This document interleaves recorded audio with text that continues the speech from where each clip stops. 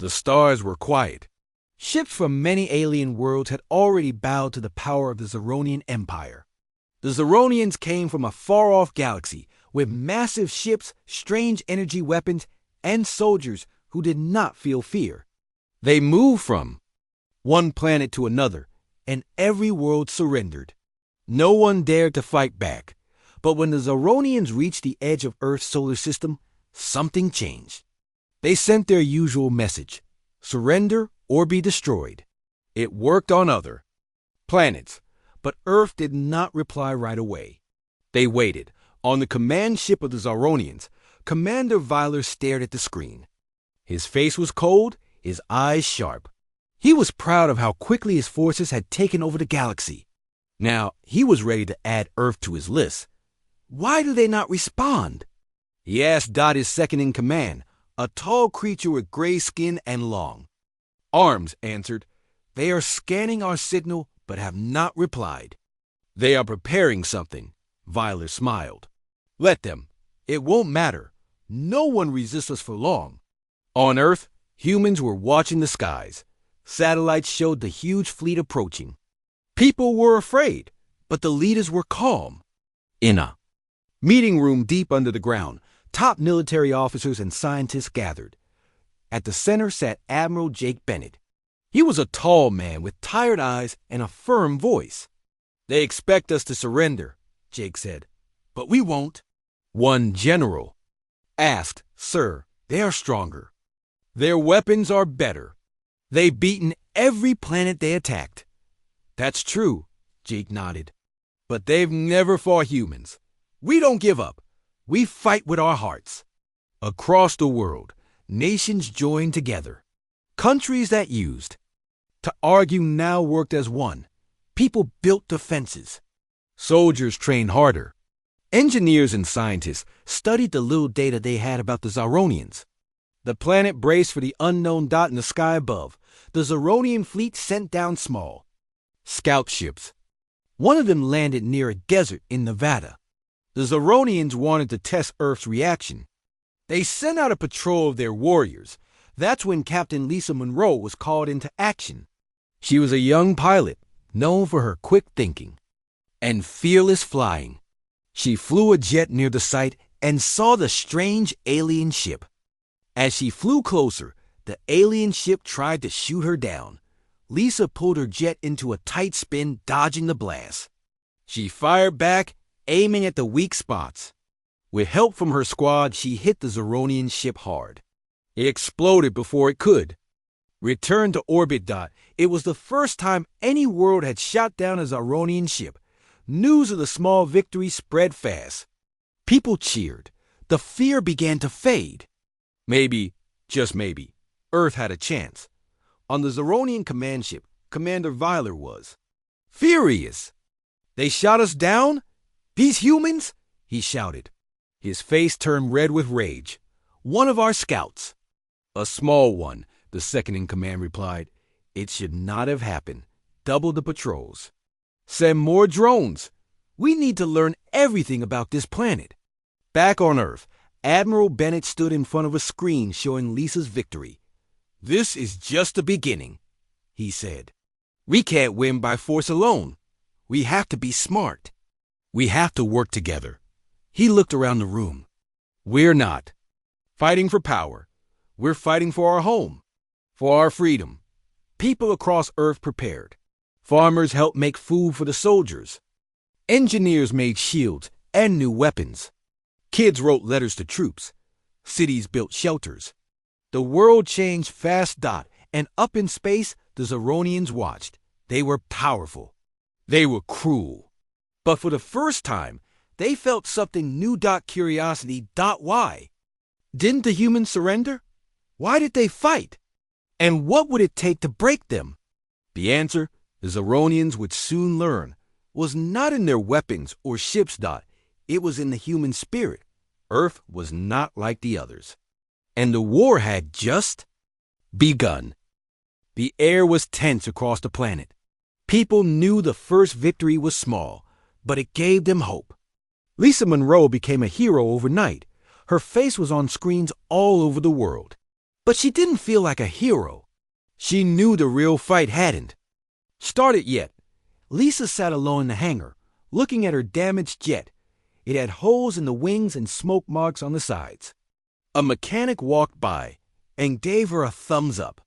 She smiled back weakly. "They're coming again," she whispered to herself. Far above Earth, in orbit, the Zeronian fleet moved closer. Dozens of warships spread out. Scout drones flew down to scan cities, mountains, and oceans.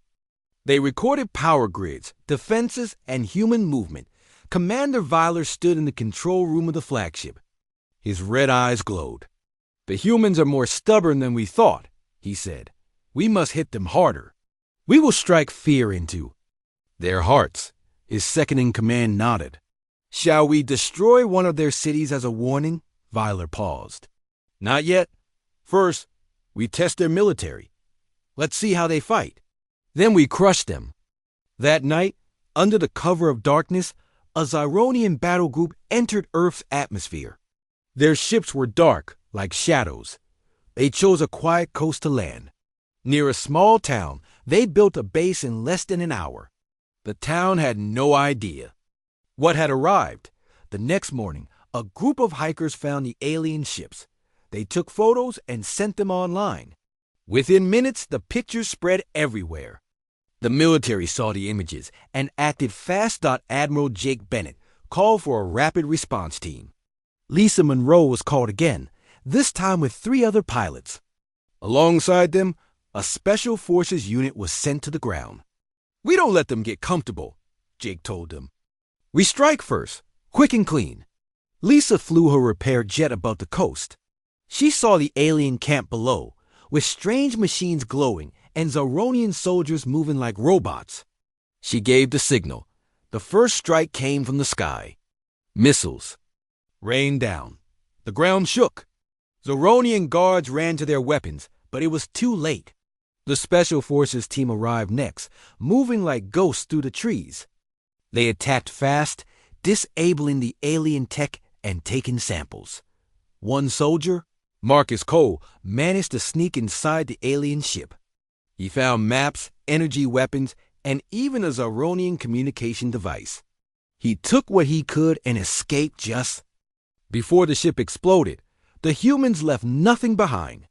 The base was gone. The town was safe. When the Zeronian fleet received the report, Commander Viler was silent. He read the report again and again. His mouth twisted into a snarl. "They destroyed our outposts," he said slowly. "They stole our data. They fight like animals." The second-in-command stayed quiet. Viler's hand slammed the table. "This is no longer a small war. Prepare for full assault. I want their skies burning." Back on Earth, the victory felt big. The world cheered again, but Jake Bennett knew better. He looked at the images Marcus had taken from the ship. The maps showed Earth marked with red zones. One of the red zones was near New York. Jake called a meeting.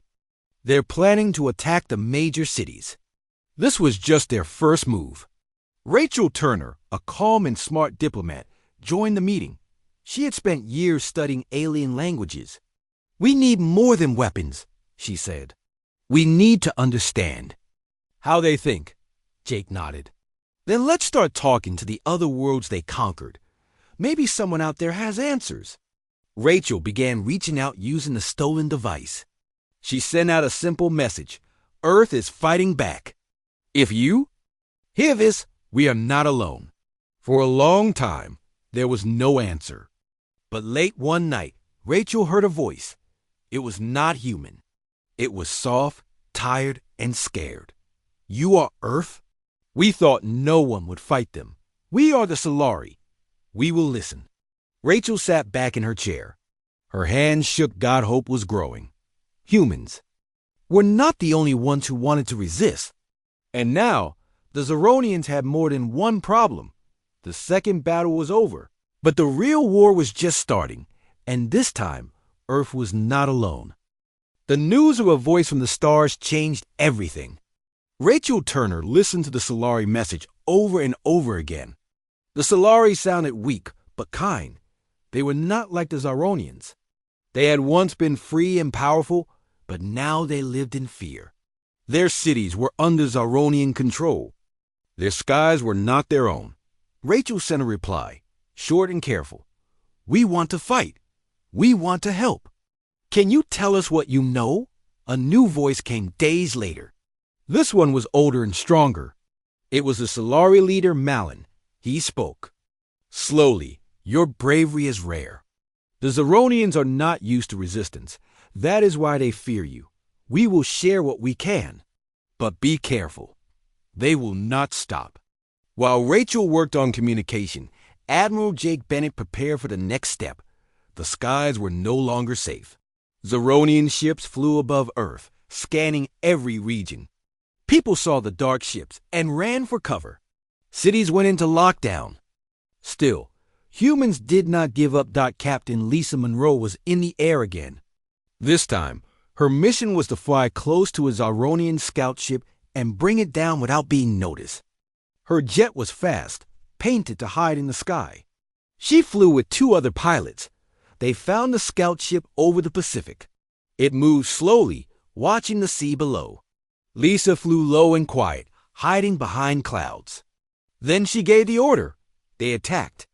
With speed and surprise. The Zironian ship tried to fight back, but it was too late. Lisa's jet fired a special EMP weapon designed by human engineers. The alien ship lost power and dropped into the ocean. Boats rushed to the crash site. Divers pulled out parts of the ship. The alien metal was strange, but the computers inside were still working. Scientists brought it all to a secret base in the mountains. There, Dr. Alan Harris and his team started their work. Alan was quiet and smart. He didn't look like a soldier, but his mind was sharp. He looked at the alien codes and smiled. "They use patterns. I can break this," he said. For days he worked without sleep. He finally stood up and called Jake. "I found something. They use a central signal. If we block it, their smaller ships lose direction." Jake's eyes lit up. "Can we use that against them?" Alan nodded. "We can lead them into traps. We can confuse them." The plan was dangerous, but it was the best chance they had. Meanwhile, Rachel continued to speak with the Solari. Malin told her about Zironian pride. They do not understand weakness. They do not understand unity between different kinds. When your people joined as one, it shocked them. "Use that," Rachel smiled. "We already are." Across Earth, people work together. Cities shared power. Nations shared soldiers. Families sent food to far regions. People didn't see borders anymore. They only saw one planet, one people, one goal: survive and win. The next Zironian attack came at night. They chose a small city near the forest. Their ships landed fast and quiet, hoping to take control before the humans could fight back. But Jake and Lisa were ready. They had used Alan's code to jam the Zironian signal. The enemy ships became confused. Their weapons froze. Their movements slowed. From the trees, human soldiers attacked. Drones flew low, dropping small bombs. Lisa flew above, making sure no Zironian escaped. The battle was short. The aliens retreated. It was a full victory. Not one human life was lost. Commander Viola received the news with anger. He slammed his fist on the wall. They are learning. They are growing stronger. This should not be happening. His second-in-command lowered his head. We underestimated them. Viola turned away. Then we crushed them completely. We will make an example of Earth. But deep inside, Viola felt something he did not want to admit. Fear. The humans were not like the others. They were clever. They were united. And they had something the Zironians had lost long ago. Hope. Jake looked at the map of Earth. There were still many red zones, places under threat, but green zones were growing. Each battle won, each plan that worked, made people believe. Lisa sat with her team, drinking coffee after the mission. They were tired but happy. "We can do this," she said. No one argued. In the stars, the Solari watched. They were ready to send more help. They were no longer silent. Earth had lit a fire, and it would not go out. The days grew tense as the Zeronians changed their tactics. Their ships no longer came in small groups. Now they moved in large waves, with more power and more speed. People everywhere prepared for the worst. They knew something big was coming. Admiral Jake Bennett stood in the war room with his team. Lights on the map showed where Zeronian forces were landing. They were hitting places with weak defenses. Villages and small cities. The humans had to guess which place was next. Jake pointed at a red dot blinking near the ocean. This is where. They will strike next. We send help now. Lisa Monroe, already dressed in her flight gear, nodded. I'll lead the air team. We won't let them take it. Down below, Rachel Turner had her own mission. She was now in constant contact with the Solari. Every night she spoke to Malin. They shared information. The Solari had maps, codes, and old battle plans. Rachel gave them Earth updates. One night, Malin said, there are others like us, small groups hiding. Some want to fight, but they are afraid. If they hear your people win again, they might join. Rachel paused. Then we must win. She passed Malin's words to Jake. He listened carefully. We need to send a message to the galaxy, Jake said. Something clear, something strong. That's when Alan Harris entered the room with a smile. We just finished a new satellite, Alan said. It can send messages across star systems. Fast, clear. We can show them what we've done. Rachel's eyes lit up. Then let's show the galaxy Earth is still free. Back in the sky, Lisa and her team flew toward the small ocean city. It was quiet, too quiet. Lisa looked at the radar. They're already here. Get ready. Zeronian ships rose from behind the mountains. They opened fire. Lasers shot through the sky. Lisa dodged, her jet spinning fast. Her team moved like a dance, careful and sharp. Below, Zeronian troops began landing. But human forces were ready. Tanks moved into position. Ground troops set up traps. The fight was long. Smoke filled the air. Buildings shook. Lisa took out one enemy ship, then another. But her jet was hit. A red light flashed. Engine failing, she said. She ejected and landed hard in the forest nearby. She got up slowly, grabbing her radio. I'm down, but alive. Keep fighting. Don't stop. Her team heard her and kept going. Reinforcements arrived. The Zeronians didn't expect such strong resistance. They began to pull back. On the ground, Lisa joined a group of soldiers. She picked up a rifle and fought beside them. No one was above the battle. By nightfall, the Zeronians left. The city was damaged, but it stood. People came out of shelters. They hugged. They cheered. Another win. Back at base, Jake looked at the video feed. It's time. Send the message. Alan uploaded the video. Humans fighting back, saving cities, standing strong. He added Rachel's voice. We are Earth. We do not surrender. Join us if you want to be free. The message flew through the stars.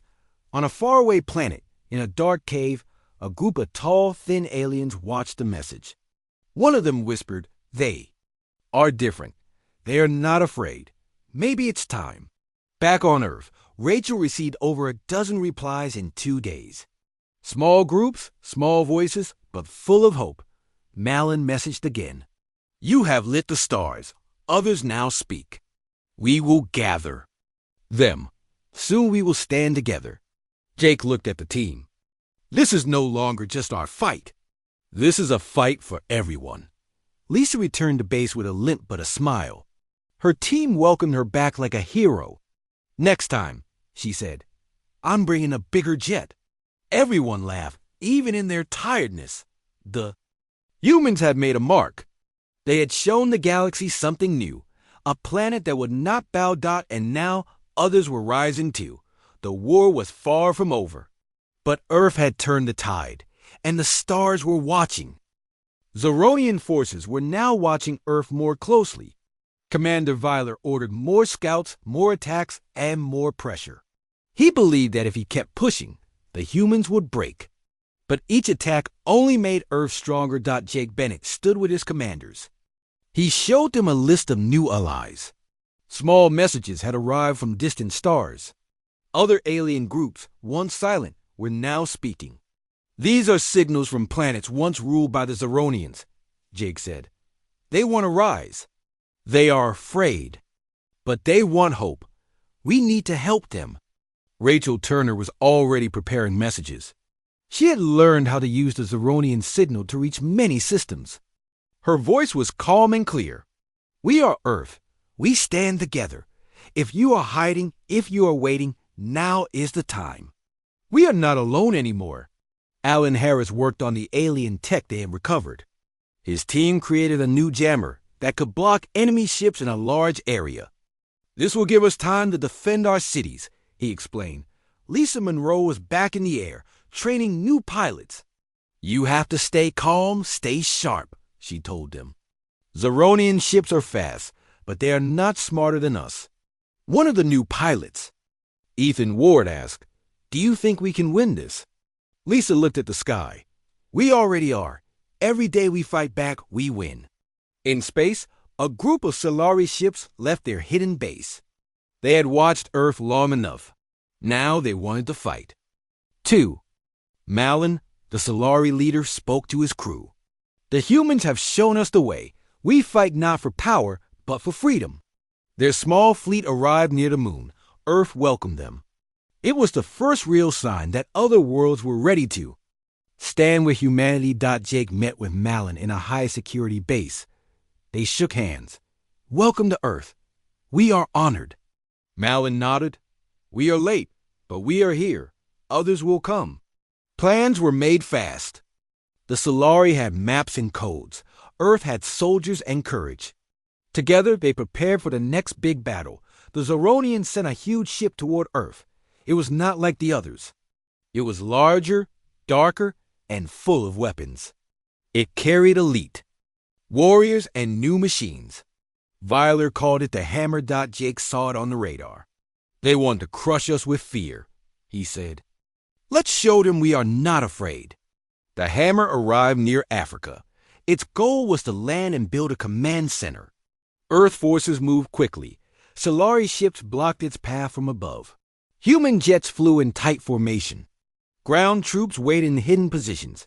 Lisa led the air attack. She and Ethan flew side by side. "Just like we practiced," she said. "Ready," Ethan answered. They dived toward the ship, dodging blasts. The battle began. From the sky to the ground, humans and Solari fought together. Alan's jammers confused the enemy ships. The Zeronians couldn't talk to each other. Their machines failed. On the ground, Marcus Cole, a brave soldier, led a unit that climbed onto the Hammer. They placed explosives at weak points. The team escaped just before the ship exploded in the sky.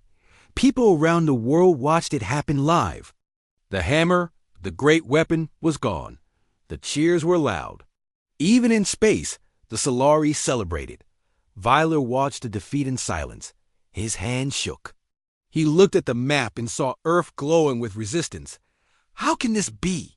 he asked. His second-in-command said, "They believe in something we do not understand. That is why we cannot break them." Rachel sent another message to the stars. "The Hammer has fallen. Earth still stands. Join us." More replies came. Aliens who had been hiding now offered help. Ships, maps, soldiers. The fire was spreading. Jake looked at the growing list of allies. "We started this alone. Now we are building an army." Lisa landed her jet. Ethan ran up to her. "Did you see it fall?" She smiled. "We made it fall." The victory was big, but Jake knew the war was not over. "They will come again," he said. Rachel nodded. "And we will be ready." Now, Earth was not just a planet fighting to survive. It had become a symbol of hope. And hope was something the Zeronians could never understand. The skies above Earth were no longer quiet. Lights moved between stars. Ships came and went. Not all were human. More allies arrived every week. Some were small, others strong. All of them carried one message. Earth had started something new. Jake. Bennett looked at the large screen in the command center. Dozens of dots marked ships in orbit. "This is a new kind of war," he said. "It's not just ours anymore." Rachel Turner stood beside him. She had just returned from speaking with leaders from 3 different alien races. They're ready to fight. They just needed someone to believe first.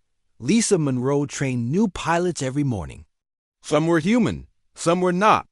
She smiled as she watched the Solari fly a human jet for the first time. "Faster than I expected," she said. "Your people build well," the Solari pilot replied. But not all was going well. The Zeronians had started using new tricks. They sent fake messages. They planted spies. They used old weapons in new ways. One base in the north was lost because of a surprise attack. Alan Harris worked day and night to build better protection. He made a new system to spot false signals. "We need to be one step ahead," he said. "They change fast, so we must change faster." A small alien group called the Thari sent a warning. Their leader spoke through a translator. "Viler is building something, not a ship, a weapon. It can break worlds." The room went quiet. Jake stared at the message. "Do we know where it is?" "Not yet," Rachel said. "But the Thari say it's hidden near a star they call Blacklight." Jake nodded. "Then we send a team. Quiet and fast. We need to stop it before it's ready." Marcus Cole was chosen to lead the mission. He had fought in many battles. He was brave, but calm. "I'll take a small team. We move in, find the weapon, and call for backup." Lisa joined him. "You'll need someone to cover the sky. I'll fly above, and watch your back." They took off at night. Their ship was small and fast. It moved through space without being seen. After 2 days, they reached the star called Blacklight. The area was dark and cold. Nothing moved. Then they saw it. A large station, hidden inside an asteroid. Lights blinked. Ships floated nearby. Marcus looked through a scope. "That's it. We're going in."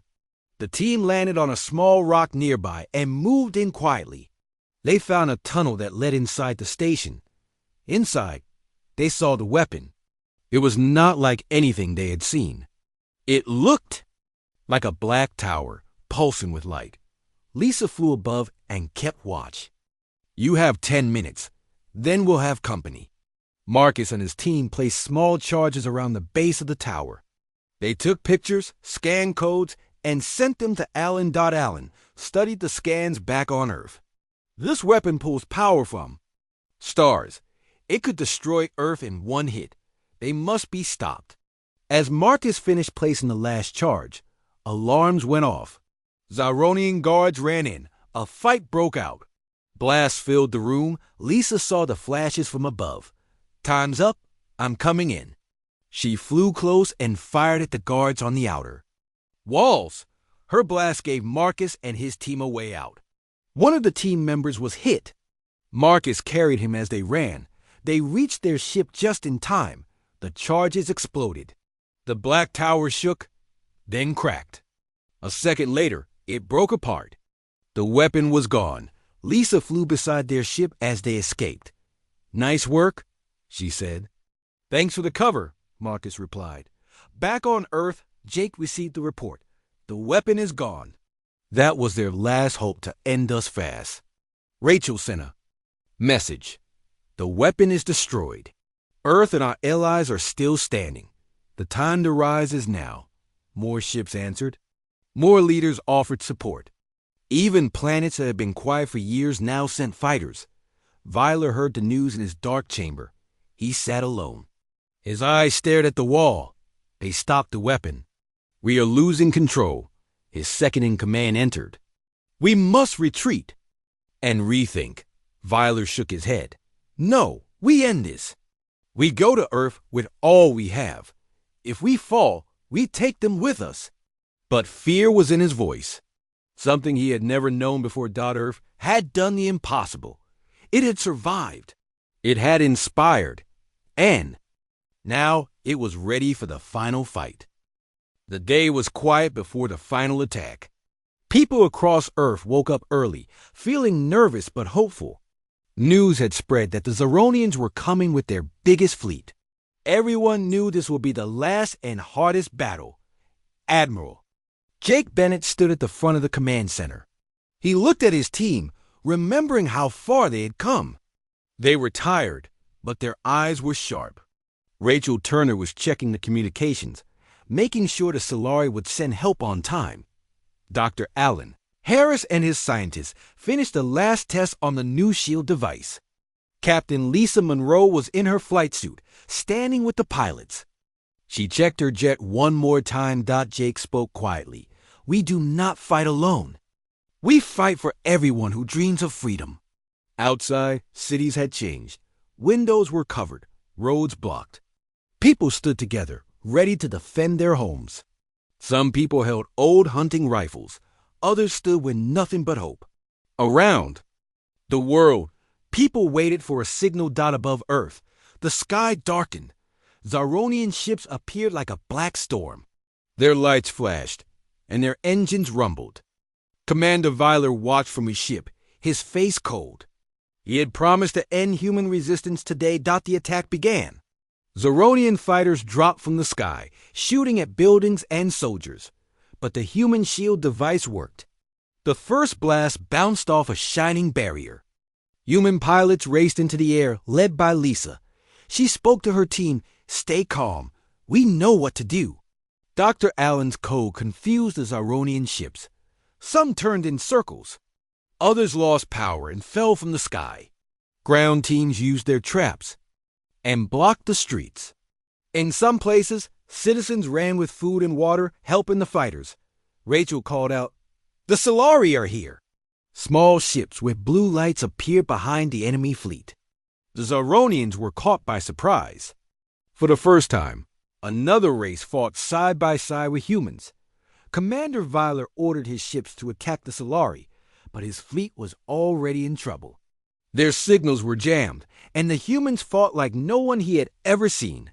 They were stubborn. They refused to give up, even when outnumbered.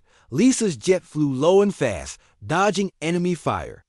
She saw a Zeronian ship about to hit a hospital. She dived under it and fired her last missile. The alien ship exploded, falling harmlessly away from the building. People cheered. On the ground, Jake moved with the soldiers. He told them to hold the line and not give up hope. The Zeronians pushed hard, but every street, every building became a shield. Rachel kept the communication lines open, helping the Solari and humans work together. She heard voices from around the world, people shouting, crying, fighting, and hoping. In the command center, Allen watched his computer. He saw the Zeronian signals breaking apart. "Now!" he shouted. "Send the last wave." Human drones flew into the air, carrying the new device. When they reached the enemy ships, they released a strong pulse. Zeronian ships shut down and fell to the ground without firing another shot. Commander Viler saw his fleet collapse. He could not believe it. His second-in-command whispered, "They are not like others." They never gave up. Viler looked down at Earth and finally understood. Humans were different. They did not surrender. He ordered a retreat, but it was too late. The Solari ships blocked their escape.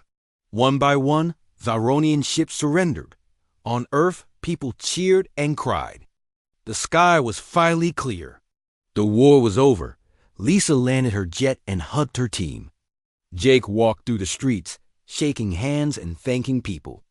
Allen sat in the command center and finally closed his eyes, tired but smiling.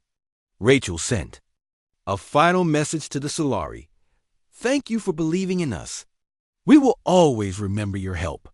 Later, people gathered in every city to celebrate. They played music, cooked food, and shared stories. Old flags came down, and new ones went up. Flags for Earth, for peace, for freedom. The Solari leader, Malin, spoke to the world. "Humans showed us hope again. You reminded us that courage is stronger than fear. We will help you rebuild." Jake stood with Rachel, Lisa, and Alan, watching the stars. "We did this together," he said. Rachel nodded. "We did not surrender." Not once. And across the world, people knew that humans had changed the galaxy. They had stood together, even when everyone else had given up. The stars were open again, and the future was bright.